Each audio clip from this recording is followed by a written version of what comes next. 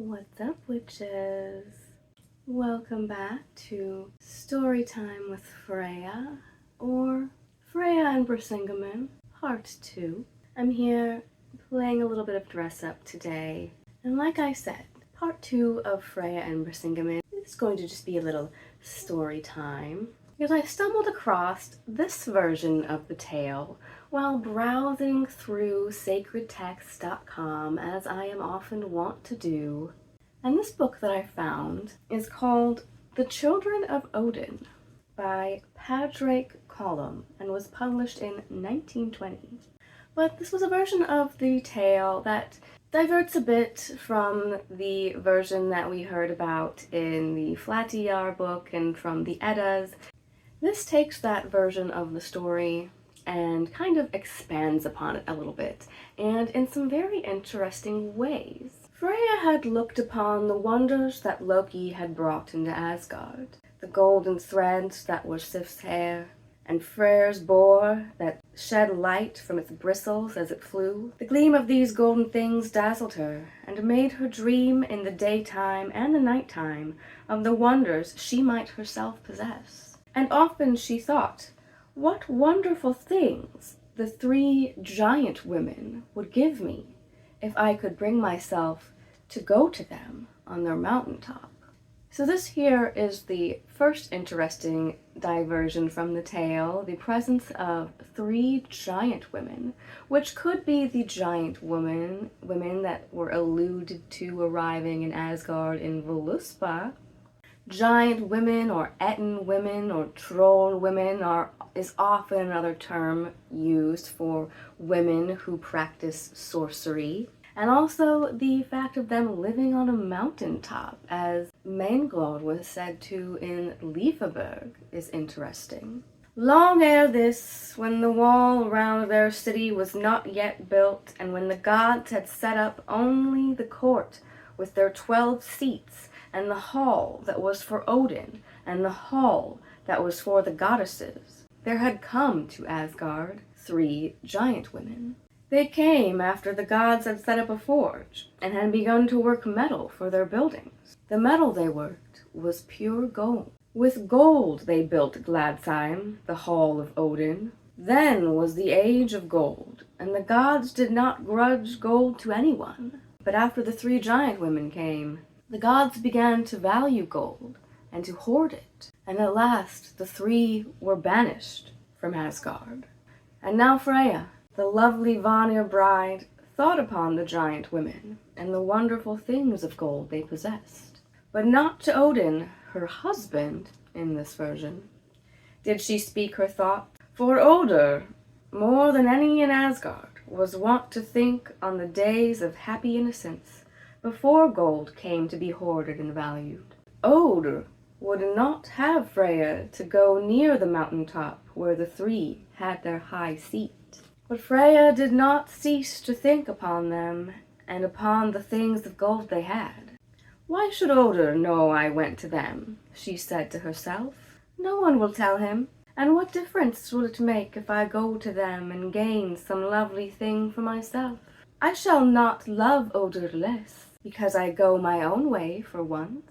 Then one day she left their palace, left Oder playing with their child Hnossa. She left the palace and went down to the earth. There she stayed a while, tending to the flowers that were her charge. After a while she asked the elves to tell her where the mountain was, on which the 3 giant women stayed. But the elves were frightened and would not tell her, although she was queen over them. She left them and stole down into the caves of the dwarves. It was they who showed her the way to the seat of the giant women. But before they showed her, they made her feel shame and misery. We will show you the way if you stay with us here, said the dwarves.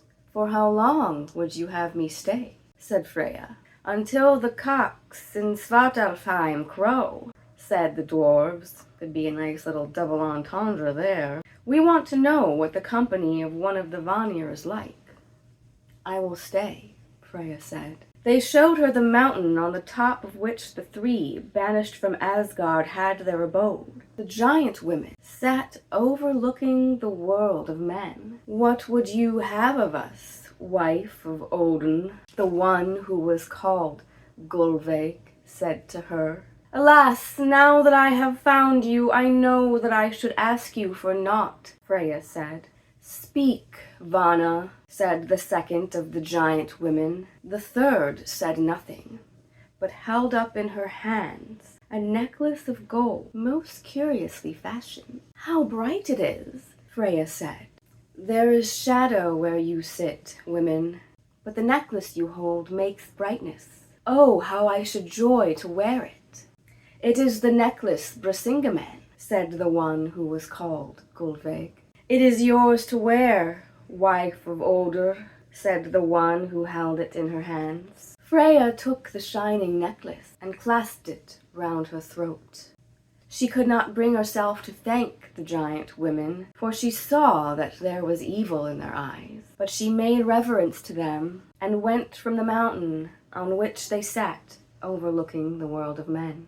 She looked down and saw Brisingamen, and her misery went from her. It was the most beautiful thing ever made by hand. It made her more and more lovely, and Odin, she thought, would forgive her when he saw how happy it made her. She rose up and took leave of the elves and made her way into Asgard. All who greeted her looked long and with wonder upon her, and into the eyes of the goddesses there came a look of longing when they saw Brisingamen.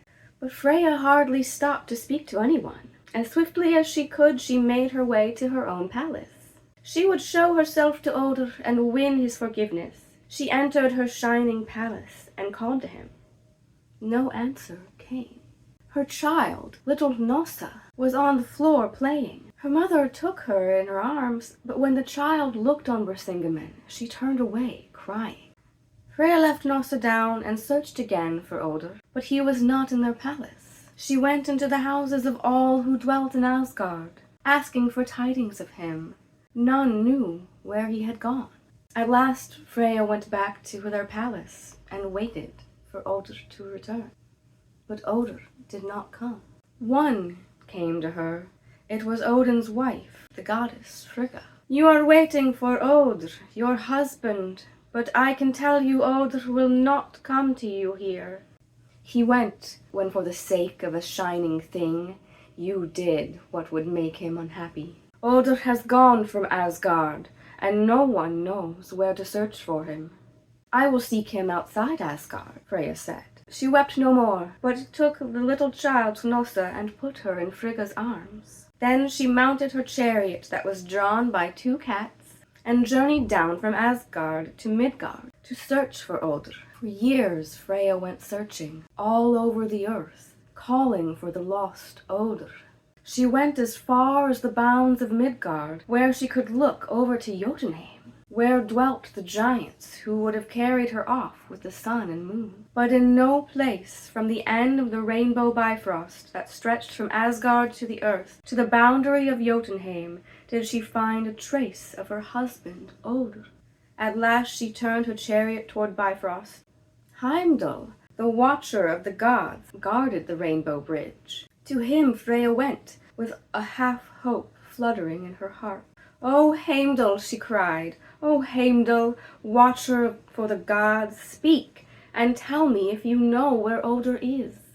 "Odin is in every place the searcher has not yet come. Odin is in every place that the searcher has left. Those who seek him will never find Odin." Then Freya stood on Bifrost and wept. Frigga, the queenly goddess, heard the sound of her weeping and came out to comfort her. "Ah, what comfort can you give me, Frigga?" cried Freya. "What comfort can you give me when Odin will never be found by one who searches for him?"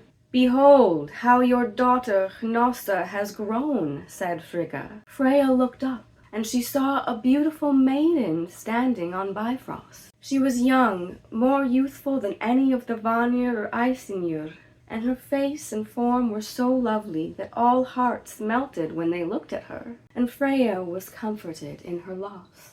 She followed Frigga across the rainbow bridge and came once again into Asgard, city of the gods, and dwelt in her palace with her child, Nossa. Still she wore around her neck Brisingamen, the necklace that had lost her Odin. But now she wore it not for its splendor, but as a sign of the wrong she had done.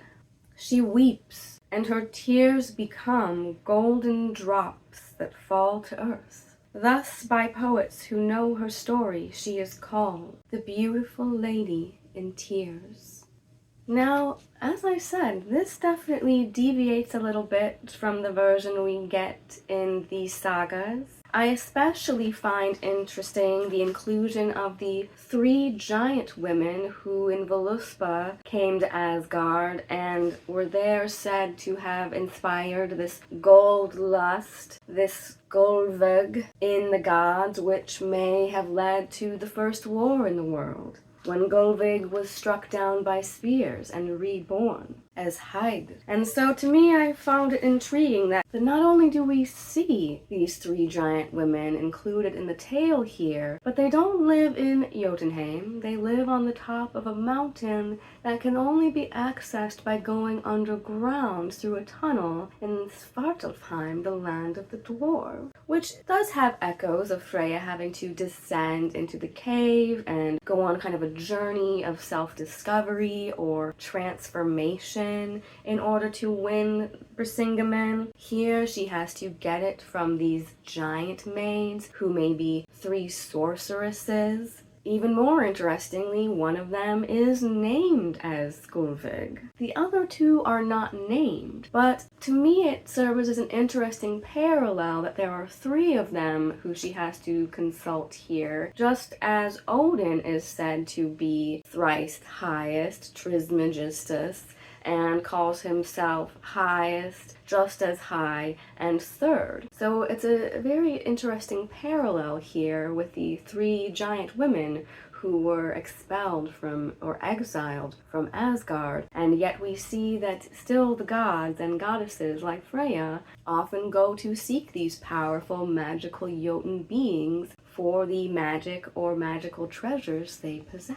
Not only that, but we get a little bit of an insight here into the many facets of the gods and goddesses, where in some versions it's just Freya and Odin and she is his wife. Here we see Odin being married to Frigga as his bride, and Freya is wed to him in a different aspect of him that is called Odr, which is a derivative of the name Odin, which means frenzy or passion. So perhaps this could be an interpretation where Odin and Frigg are the law and order forms of the deities who uphold the cosmological order of the world and preside over law and order and the order of the cosmos for the other realms as well, whereas Freya, being a goddess of passion, sex, war, lust, and magic, would naturally tie more into those frenzied aspects and madness, magic aspects of Odin, especially since she is the one who was said to teach him satyr magic. So I just wanted to hop on in my Freya garb, all Freya glamour magicked up, to share this version of the story with you, because it's a little bit more of an obscure one that you're probably less likely to come across out there. But the full version, as well as other stories, are on sacred text in this work, The Children of Odin. So that's all for part 2. I hope you enjoyed this little story time with me, and stay tuned for part 3 sometime in the future, when we'll really be doing a deep dive into the archetypes, metaphors, and deeper meanings that could be gleaned from Brisingamen and its properties and what it means for Freya as its wearer and possessor.